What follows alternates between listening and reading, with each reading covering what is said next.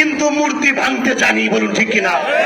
কি এমন হয়ে গেল হরিদাস বাবু যে তার সেখানে কোটি কোটি টাকা চাঁদা, সেই চাঁদাটা কোথা থেকে আসে এই জাতি জানতে চায়, বলুন ঠিক কিনা? সর্বপ্রথম যে দাবি ছিল নির্মাণাধীন উক্ত বৃহৎ রাম মূর্তি প্রকল্পের সকল কার্যক্রম বন্ধ করা হোক। আমরা গতকাল শুনতে পেলাম যারা সাময়িকভাবে স্থগিত ঘোষণা করেছে তারা আমাদেরকে এতটাই বোকা মনে করেছে যে সাময়িক স্থগিতের ঘোষণা দিবে আর আমরা ঠান্ডা হয়ে যাব, তাই না? আমাদের চোখে ধুলো দিয়ে আপনারা আমাদের এই আন্দোলন রুখতে পারবেন না, বলুন ঠিক কিনা? আমরা ওখানকার রিসোর্টের যতগুলো মূর্তি আছে সকল মূর্তির অপসারণের দাবি জানাই, বলো ঠিক না? ওখানে একটা মূর্তিও থাকতে পারবে না।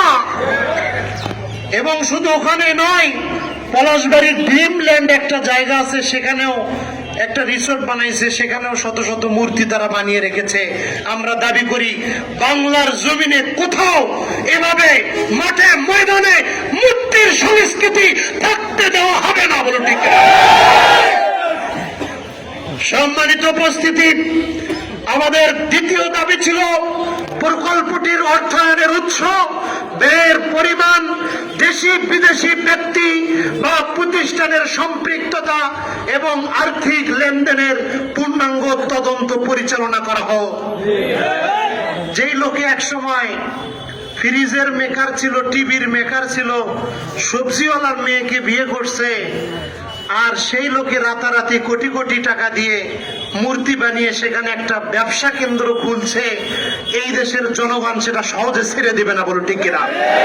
এটা শুধু আমাদের দাবি নয়, আমাদের গাইবান্ধা জেলার বিভিন্ন হিন্দুদের সংগঠনের যে ভাইরা আছেন তাদেরও এটা মনের দাবি যে গাইবান্ধায় কত অবহেলিত মন্দির আছে, এই চাঁদা কোন রাষ্ট্র থেকে আসতেছে এবং যারা সেই তার অ্যাকাউন্টে সেই কোটি কোটি টাকার লেনদেন করতেছে তাদের পরিচয়টাই জাতি জানতে চায়, বলো ঠিক না?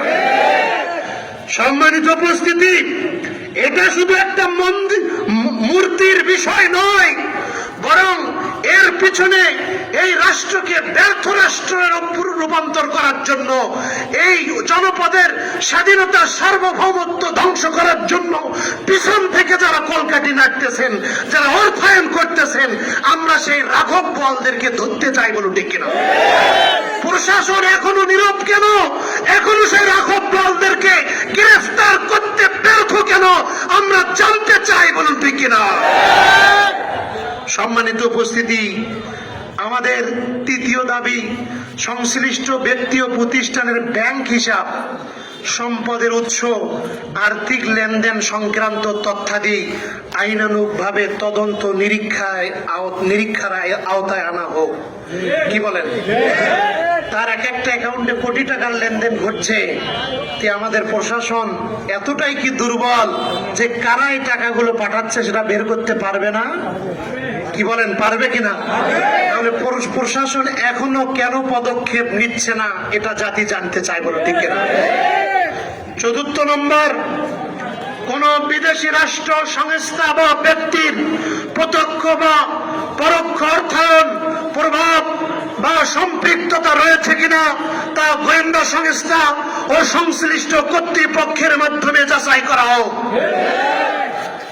পঞ্চম নম্বর আমাদের দাবি, প্রকল্পটিকে কেন্দ্র করে দেশের সার্বভৌমত্ব, জাতীয় নিরাপত্তা, সামাজিক স্থিতিশীলতা ও সাম্প্রদায়িক সম্প্রীতির জন্য কোনো ঝুঁকি রয়েছে কিনা তা বিশেষভাবে তদন্ত করতে হবে। আমাদের ষষ্ঠ নম্বর আমাদের দাবি, সংশ্লিষ্ট ব্যক্তি বা গোষ্ঠীর বিরুদ্ধে প্রচলিত অভিযোগ সমূহ নিরপেক্ষভাবে তদন্ত করে প্রমাণিত হলে তাদের বিরুদ্ধে আইনানুগ ব্যবস্থা গ্রহণ করতে হবে।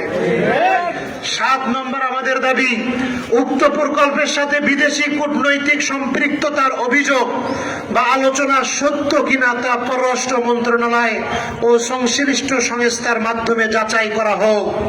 তদন্ত যদি কোনো বিদেশি হস্তক্ষেপ, অনভিপ্রেত প্রভাব বিস্তার বা কূটনৈতিক শিষ্টাচার বহির্ভূত কর্মকাণ্ডের প্রমাণ পাওয়া যায় তাহলে বাংলাদেশ সরকারের পক্ষ থেকে প্রয়োজনীয় কূটনৈতিক পদক্ষেপ গ্রহণ এবং সংশ্লিষ্ট সংশ্লিষ্ট বিদেশি মিশনের নিকট আনুষ্ঠানিক প্রতিবাদ ও ব্যাখ্যা চাওয়ার ব্যবস্থা করা হোক। বাংলাদেশের একটা গ্রামের মধ্যে ভারত হাই কমিশনারের কি কাজ এই জাতি জানতে চায় বলো ঠিক কিনা? ভারতের সর্বোচ্চ তিনবার ভারতের হাই কমিশন সেখানে এসে সেই হরিদাস বাবুর সাথে ভারতের হাই কমিশনের কি কাজ এই জাতি জানতে চায়। কি গোপন দুর্বিসন্ধি তাদের মধ্যে হচ্ছে এই জাতি সেটা জানতে চায় বলুন ঠিক কিনা? সাংবাদিক ভাইদেরকে উদাত্ত আহ্বান জানাবো, দেশের স্বার্থে, দেশের সার্বভৌমত্বের স্বার্থে আপনারা মুখ খুলুন, আপনারা এই তথ্য উদ্ঘাটন করুন। সম্মানিত উপস্থিতি, আমাদের 8 নম্বর দাবি হলো গাইবান্ধা জেলা ও রংপুর বিভাগের শান্তি শৃঙ্খলা, সাম্প্রদায়িক সম্প্রীতি এবং বাংলাদেশের স্বাধীনতা সার্বভৌমত্ব রক্ষায় প্রয়োজনীয় সকল কার্যকর ব্যবস্থা গ্রহণ করা। আমাদের এই দাবিগুলো আমরা স্মারকলিপি আকারে আমাদের বাংলাদেশের প্রধানমন্ত্রীর কাছে পাঠিয়ে দিয়েছি। আমাদের পুলিশ সুপারের মাধ্যমে আমরা আমাদের স্বরাষ্ট্রমন্ত্রীর কাছে পাঠিয়ে দিয়েছি। আমরা আজকে মানববন্ধন করতেছি, আমরা সংবাদ সম্মেলন করেছি, আমরা তাদেরকে আজকের এই মানববন্ধন থেকে আলটিমেটাম দিচ্ছি, যদি অতি দ্রুত যদি কোনো বাস্তবমুখী কোনো পদক্ষেপ গ্রহণ করা না হয়, ওই মূর্তিগুলো যদি অপসারণ করা না হয়, তাহলে আমরা ইনশাআল্লাহ আগামীতে আমরা এই গাইবান্ধা জেলার সর্বস্তরের রাজনৈতিক অরাজনৈতিক সর্বস্তরের আলেম ওলামা মুসল্লি এমনকি সাধারণ হিন্দু ভাইদেরকে সাথে নিয়ে আমরা পলাশবাড়ি সেই হোসেনপুর এলাকার দিকে আমরা লং মার্চ ঘোষণা করবো ইনশাআল্লাহ। আমরা কারা কারা সেই লং মার্চের জন্য আইন আমরা হাতে তুলে নিতে চাই না, কিন্তু যদি আমাদেরকে বাধ্য করা হয়, আমরা কিন্তু ভিতুর জাতি নই, আমরা সেই মোহাম্মদ বিন কাসেমের সন্তান বলুন ঠিক কিনা?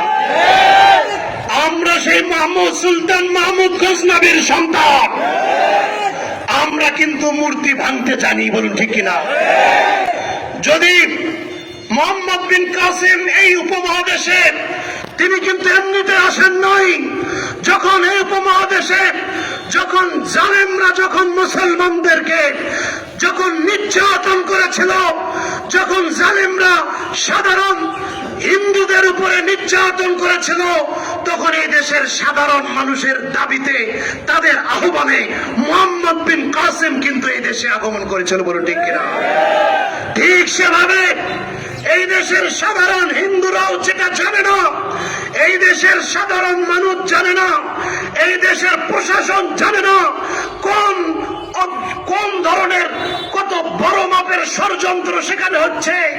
আমরা এই ষড়যন্ত্রের মূল উৎপাদন করার লক্ষ্যে, স্বাধীনতা সার্বভৌমত্বের হেফাজতের লক্ষ্যে আমরা যেভাবে 47কে দেখিয়েছি, আমরা যেভাবে ব্রিটিশদের বিরুদ্ধে আন্দোলন করেছি, 71 প্রতিষ্ঠা করেছি এবং 24 জুলাই আমরা যেভাবে আন্দোলন করে তুলেছিলাম, স্বাধীনতা সার্বভৌমত্বের প্রশ্নে এই জাতি কোনো ছাড় দেবে না বলুন ঠিক কিনা? সুতরাং আগামীতে আমরা ইনশাআল্লাহ আমরা প্রশাসনকে আমরা সুযোগ দিচ্ছি দ্রুত তাদের তদন্তপূর্বক ব্যবস্থা গ্রহণের জন্য। যদি যথাসময়ে তারা তদন্ত করে তারা যদি ব্যবস্থা গ্রহণ করে, তাহলে আমরা প্রশাসনের পাশে আছি বলুন ঠিক কিনা? প্রশাসনকে সর্বাত্মক সহযোগিতা করব এবং এর যদি ব্যত্যয় ঘটে তাহলে কিন্তু আমরা আরেকটা 24 ঘটায় ছাড়বো এখানে বলুন ঠিক কিনা? প্রশাসন তখন আমাদের দায় দিতে পারবে না। এই বিক্ষুব্ধ জনতাকে প্রশাসন দমায় রাখতে পারবে না বলুন ঠিক কিনা? ইনশাআল্লাহ আমরা সেই ইমানি জজবা ধারণ করে, আমরা সেই গজওয়াতুল হিন্দের সেই চেতনা ধারণ করি, আমরা শাহাদাতের তামান্না ধারণ করি বলুন ঠিক কিনা? আমাদের জীবনের শেষ বিন্দু দিয়ে হলেও মুক্তি সংস্কৃতি এই বাংলাতে দাফন করে দেব ইনশাআল্লাহ। নারে তাকবীর। এই বলেই আমি আমার আলোচনা এখানেই সমাপ্ত করছি।